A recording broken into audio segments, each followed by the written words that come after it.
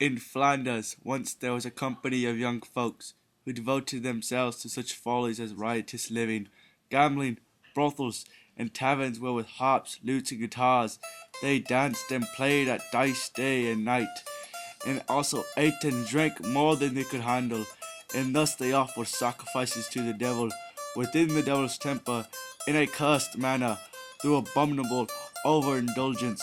That also was so great and so damnable that it was grisly to hear them swear. They tore our blessed Lord's body to pieces. It seemed to them that the Jews had not torn him enough, and each of them laughed at the other's sins. Upon walking, they run into the old companion of theirs. Last night he was suddenly slain.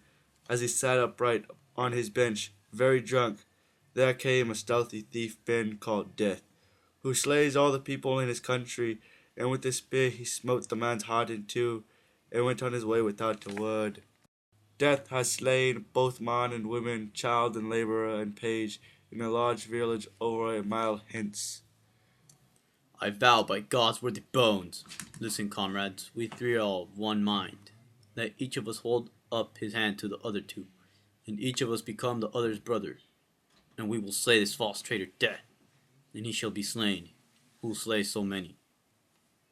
On God's honor before night falls. The rioters continue their journey, their goal to find and kill the one they call Death. Upon their adventure, they run into an old man well beyond the age of ancient. Nor alas will death take my life.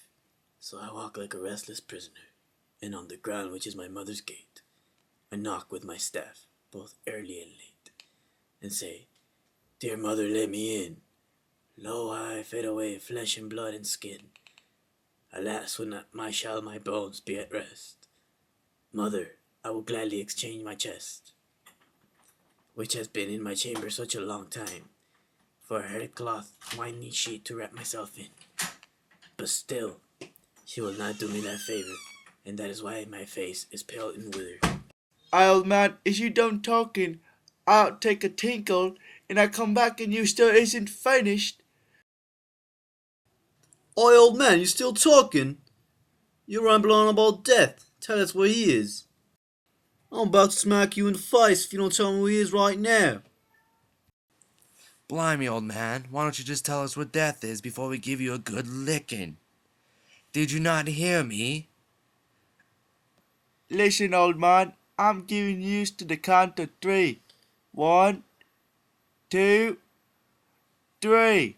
Well, sirs, if you are so eager to find death, turn up this crooked path, for by my faith I left him in that grove, under a tree, and there he will stay.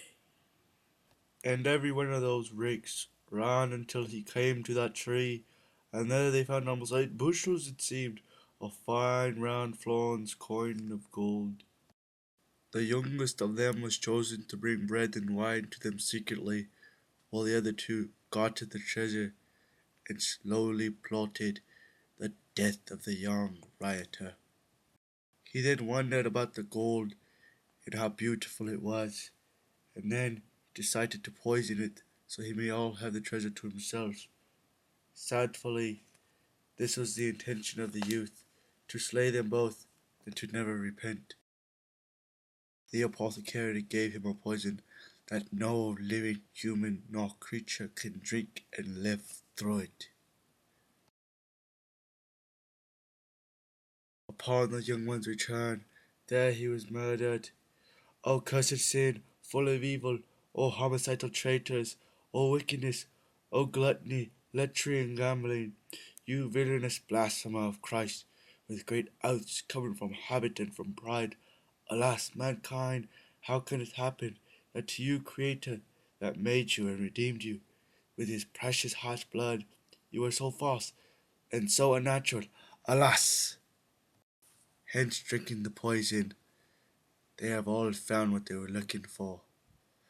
They have found death, but they did not murder him. Death took their lives. And together, they died together beside one another, with greed in all their hearts.